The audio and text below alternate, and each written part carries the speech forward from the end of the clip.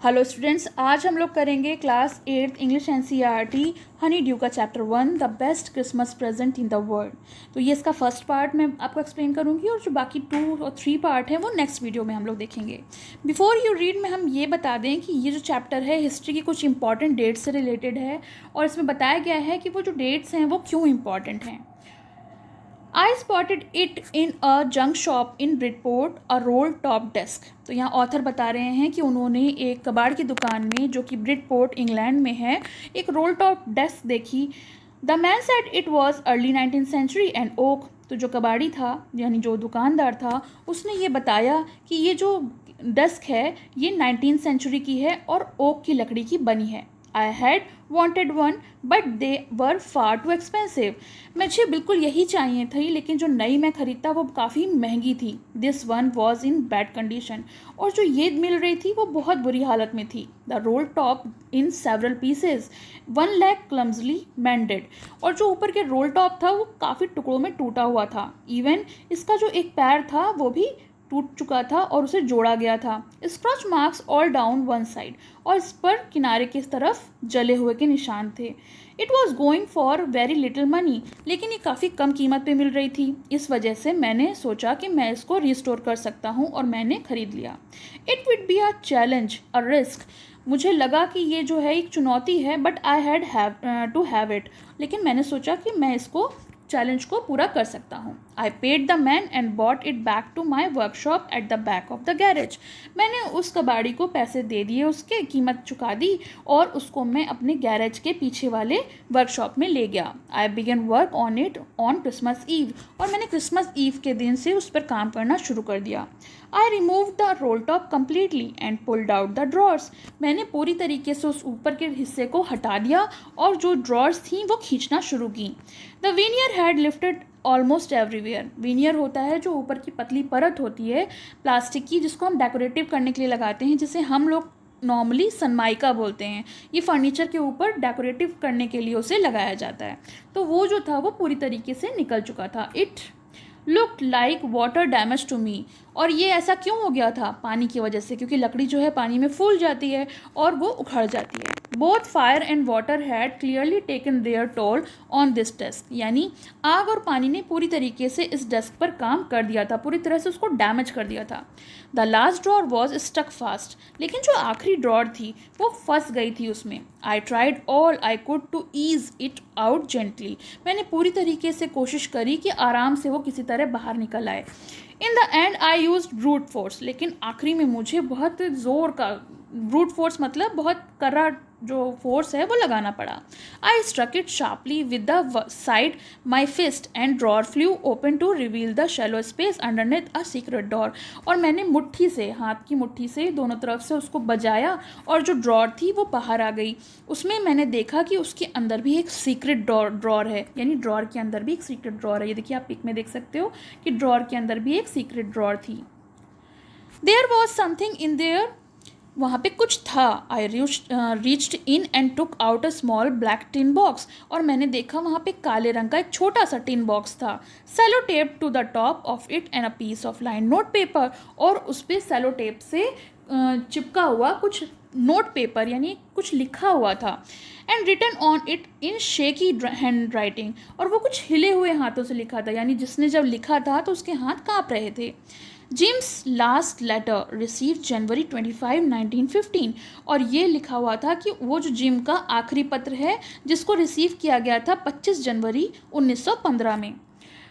To be buried with me when the time comes. I knew as I did it that it was wrong of me to open the box. अब ये जो था वो काफ़ी समय बाद मिला था और ऑथर को बहुत अच्छे से मालूम था कि किसी का भी बॉक्स खोलना या किसी का भी लेटर खोलना बहुत गलत बात होती है।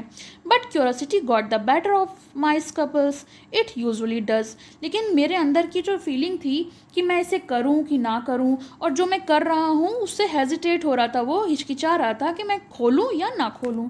लेकिन आखिरी में उसने ये तय किया कि मैं उसे खोल लूं। Inside the box there was an envelope.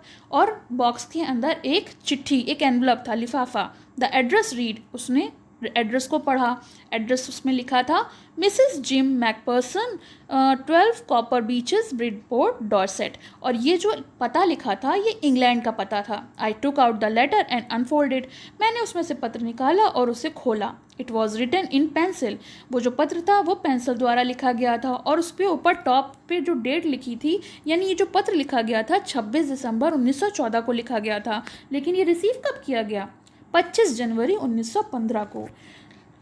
तो ये तो हो गया इसका first part. Dearest Pony, I write to you in a much happier frame of mind because something wonderful has just happened. तो ये जो लेटर था जो ऑथर ने खोला था, ये जो है वो जिम मैकपर्सन ने अपनी वाइफ कॉनी मैकपर्सन को लिखा है। और वो बताते हैं कि मैं इसको जब लिख रहा था, इस लेटर को लिख रहा था, तो मैं बहुत खुश था। मेरे साथ बहुत कुछ ऐसा हुआ था जो बहुत अच्छा था और जो मैं तुम्हें बताना चाहता हूँ। यह कल सुबह की बात है। We were all standing to in our trenches yesterday morning, Christmas morning. और हम सब जो थे अपने ट्रेंचेस में खड़े थे कल सुबह। ट्रेंचेस होते हैं वो जगह जहाँ बहुत लंबे गड्ढे बनाए जाते हैं जब कोई सैनिक खुद को दुश्मन के सामने छुपा कर उनसे लड़ता है। It was crisp and quite all about, as beautiful a morning as I have ever seen, as cold and frosty as a Christmas morning should be. और मैंने आज इससे पहले इतनी खूबसूरत सुबह कभी नहीं देखी थी। I should like to able to tell you what that we began it. और मुझे बताना चाहिए कि हमने शुरुआत की, लेकिन सच तो यह है कि मुझे बताने में शर्मिंदगी महसूस हो रही है कि ये जो शुरुआत की वो फ्रेंच ने की। बिकॉज फ्रेंच जो होते हैं वो होते हैं जर्मन सोल्जर, जो जर्मन के सैनिक होते हैं उनको फ्रेंच बोला जाता है। First someone saw a white flag waving from trenches opposite. और हमारे सामने के जो ट्रेंचेस थे, जो हमारे दुश्मन थे, उनके ट्रेंचेस से किसी ने सफ़ेद जो झंडा है वो वेव किया, लहराया। Then they were calling out to us from across no man land. और उन्होंने फिर हमको नो मैन लैंड पर बुलाया। नो मैन लैंड वो होता है जैसे कि दो लोग होते हैं, उनके बीच में एक ऐसी जगह होती है जब लड़ाई हो रही होती है कि वहाँ पर जो भी अगर दिख गया इधर का या उधर का तो उसको मार दिया जाता है। Happy Christmas Tommy. टॉमी बोलते हैं ब्रिटिशर्स को। Happy Christmas Tommy, happy Christmas. और वहाँ से कोई बोल रहा था कि happy Christmas. When we had over the surprise some us shouted back. और हम लोग ये सब सुन के आश्चर्यचकित रह गए। और जब हम लोग इस शौक से बाहर आए तो हम में से कुछ लोगों ने कहा same to you friends, same to you, यानी आपको भी। I thought that would be that but we all did. हमको लगा कि यहाँ पे ये बात ख़त्म हो गई। वुड बी दैट का दैट वुड बी दैट का मतलब होता है कि यहाँ पर इस बात की अंत हुआ, बट ऐसा कुछ नहीं हुआ। But then suddenly one of them was up and there in the great coat and waving a white flag. लेकिन उनमें से कोई एक और जो था वहाँ से उठा। ग्रे कोट जो है वो जर्मन के सैनिक पहनते हैं, तो उन्होंने वाइट फ्लैग जो है वो लहराया। Don't shoot let's someone shouted. तो उन्होंने कहा गोली मत चलाना, और इसलिए नहीं चलाना क्योंकि वो जो थे वो शांति चाहते थे।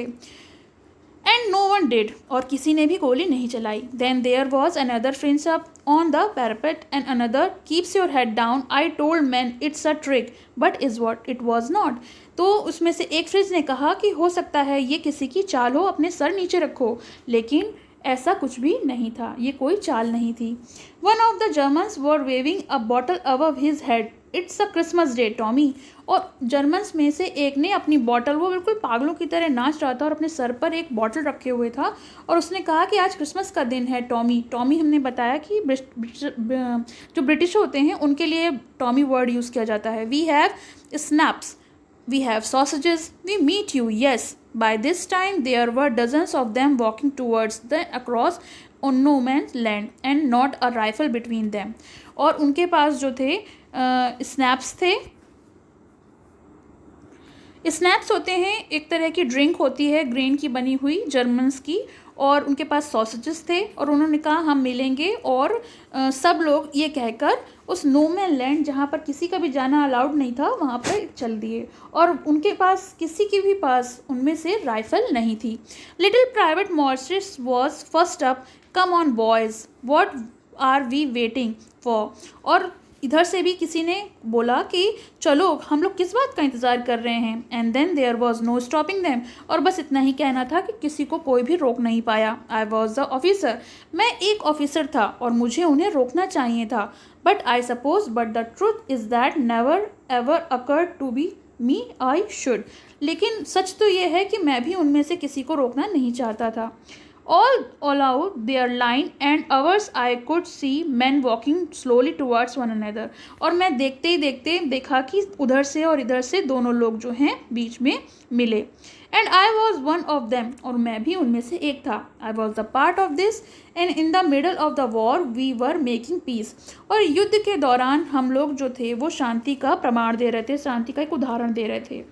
You cannot imagine, dearest Connie, my feeling as I looked into the eyes of French officer who approached me hand outstretched. और तुम बिल्कुल भी कल्पना नहीं कर सकती मेरी प्यारी कोनी कि मैं जो महसूस कर रहा था।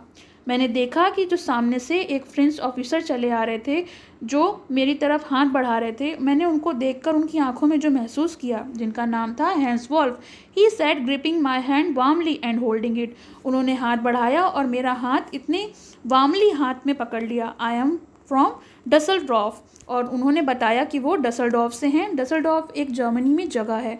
आई play the cello in the orchestra, happy Christmas, और उन्होंने ये भी बताया कि वो ऑर्केस्ट्रा में जो म्यूजिशियन का ग्रुप होता है उसमें सेलो, जो गिटार ऐसी चीज़ होती है, वो बजाते हैं, और उन्होंने कहा हैप्पी क्रिसमस।